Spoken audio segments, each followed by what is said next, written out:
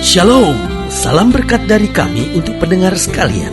Saat ini pendengar akan diberkati dengan program Hari Ini Harinya Tuhan bagian yang ke-8.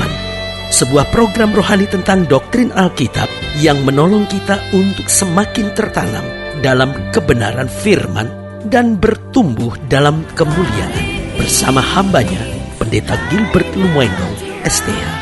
Banyak orang merasa doktrin Alkitab sebagai sesuatu yang membingungkan. Tetapi tahukah saudara bahwa doktrin Alkitab intinya adalah memahami Alkitab dengan benar, dengan pemahaman yang sistematis, sehingga kita terus dapat tertanam di dalam kebenaran firman, sehingga kita terus bertumbuh di dalam kemuliaan Allah. Buka hati saudara sekalian untuk menerima berkat-berkat firman-Nya hari ini.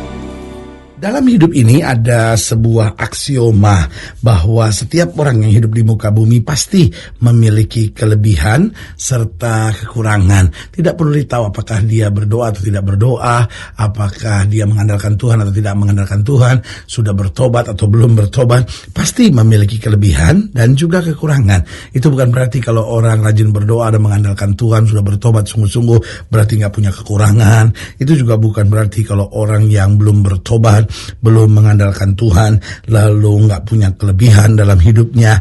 Karena pada dasarnya ketika Tuhan menciptakan manusia adil, setiap manusia punya kelebihan, setiap manusia punya kekurangan. Nah, kelebihan itu ada yang pertama untuk kita dapat bersyukur. Kalau saya tanya sama saya, kenapa begitu pendeta? Kenapa enggak Tuhan jelas aja gitu, kasih kelebihan dan tidak ada kekurangan. Dan kalau orang itu salah, kasih kekurangan dan tidak ada kelebihan. Keliru.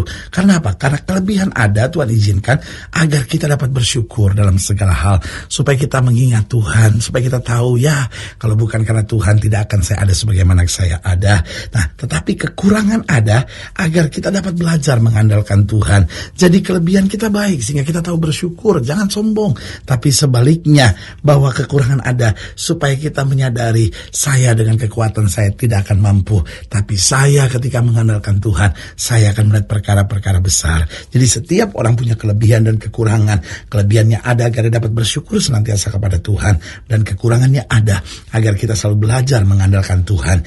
Yang kedua saya pelajari, kelebihan itu ada agar kita dapat membantu orang lain. Jadi Alkitab berkata kelebihanmu untuk menutupi kekurangan orang lain. Jadi Tuhan memberikan kepada kita kelebihan agar kita membantu orang, kita menguatkan orang, kita memperhatikan orang, kita mengasihi orang, ya kan? Sementara kekurangan ada agar apa?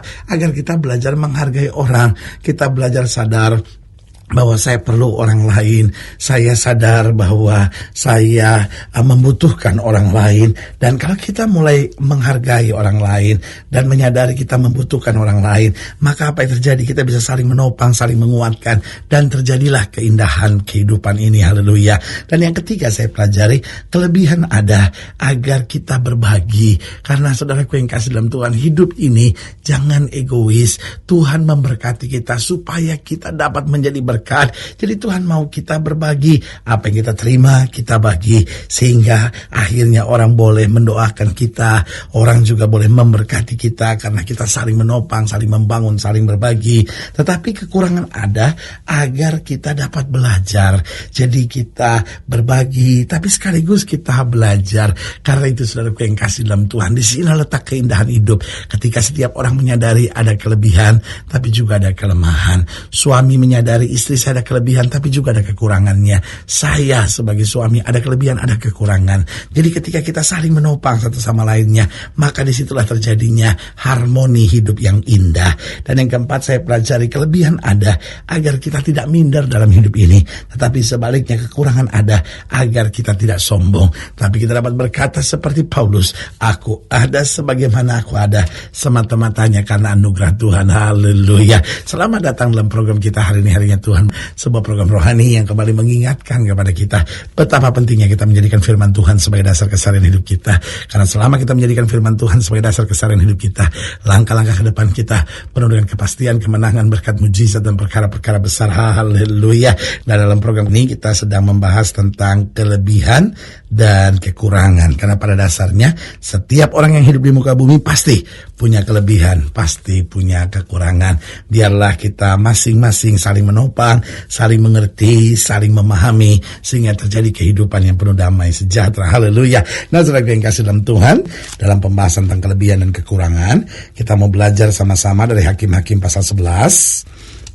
Hakim-Hakim pasal 11 ayat yang pertama sampai ayat yang ke-11. Hakim-Hakim pasal 11 ayat pertama sampai 11. Demikian firman Tuhan di bawah judul Yefta dan Gilead. Hakim-Hakim pasal 11 ayat 1 sampai 11 dikatakan demikian. Adapun Yefta orang Gilead itu adalah seorang pahlawan yang gagah perkasa.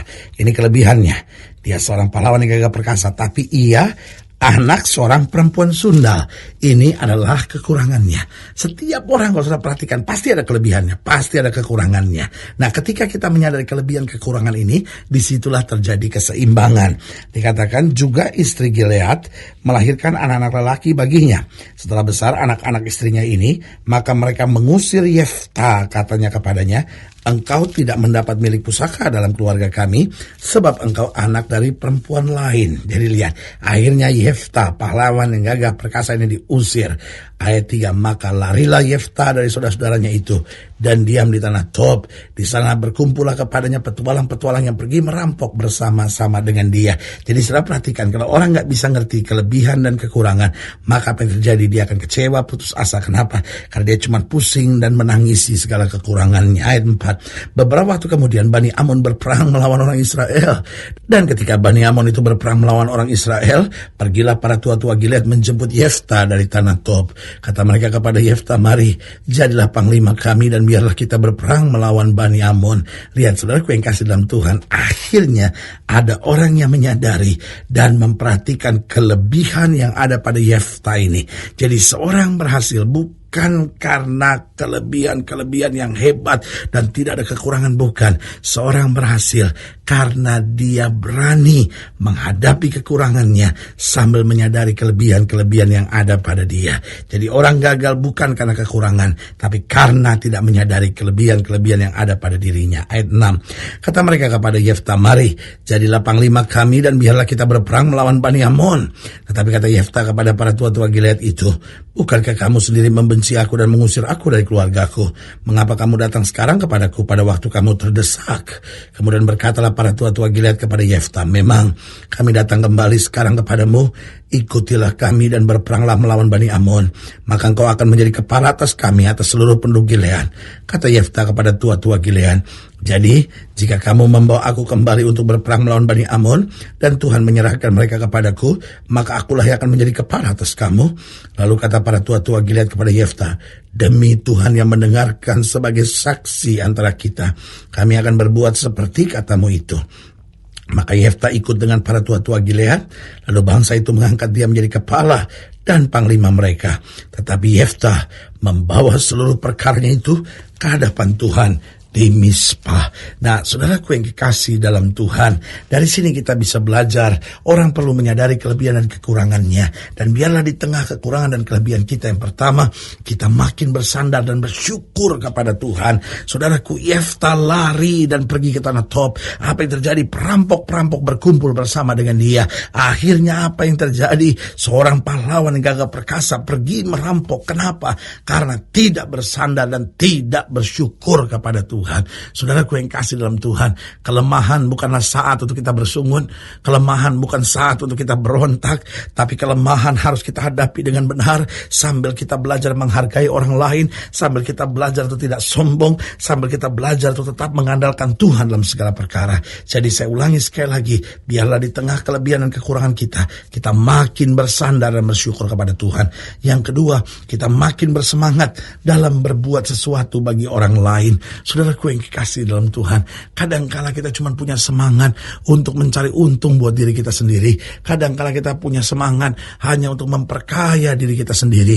Itu saya sebut kejahatan, saudara. Kita harus punya semangat bukan hanya untuk diri kita, tapi agar kita dapat berbuat sesuatu bagi orang lain, bagi pekerjaan Tuhan, untuk kemuliaan nama Tuhan. Waktu kita punya semangat untuk berbuat sesuatu bagi orang lain, disitulah kita melihat pembelaan Tuhan yang luar biasa. Haleluya. Dan yang ketiga, biarlah di tengah kelebihan dan kekurangan kita makin hati-hati dalam melangkah. Saudara boleh sehebat apapun, tapi saudara masih punya kekurangan. Karena itu hati-hati dalam melangkah.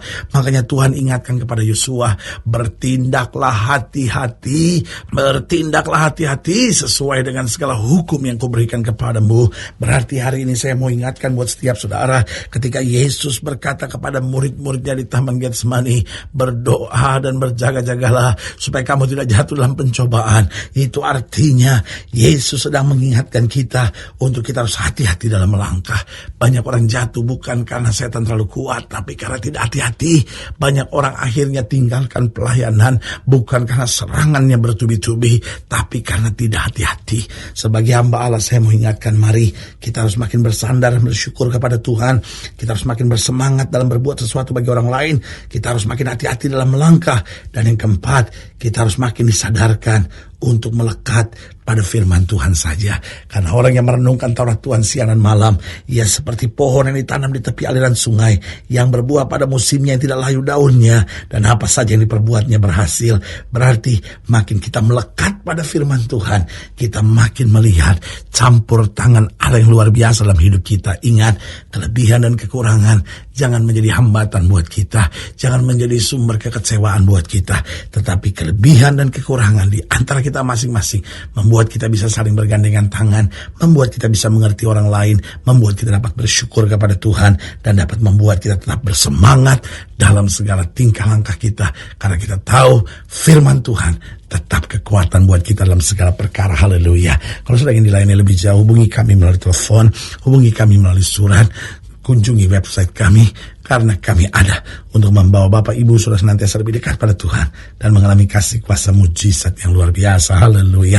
Secara khusus melalui program ini juga saya mau berdoa buat setiap orang yang sakit, setiap orang yang berbeban berat, karena saya percaya bahwa bagi Allah tidak ada perkara yang mustahil. Dan setiap orang yang mau didoakan secara khusus, boleh taruh tangan kanan saudara di dada, dan kita akan berdoa. Mari kita berdoa. Bapa, dalam nama Yesus, hamba doa buat yang sakit, hamba doa buat yang berbeban berat, hamba doa untuk setiap mereka yang sedang menghadapi masa-masa yang sukar, karena hamba percaya bahwa bagi Allah tidak ada perkara yang mustahil. Bapa, hamba berdoa di dalam nama Yesus, Tuhan jamah yang sakit, Tuhan sembuhkan, yang lemah Tuhan kuatkan, yang susah Tuhan hiburkan, yang jatuh Tuhan angkat, sehingga hari-hari yang penuh kemenangan boleh terjadi, bahkan di tengah kelebihan dan kekurangan mereka, biar mereka makin kuat, makin setia, makin sungguh-sungguh dengan Tuhan. Di dalam nama Yesus hamba berdoa. Haleluya.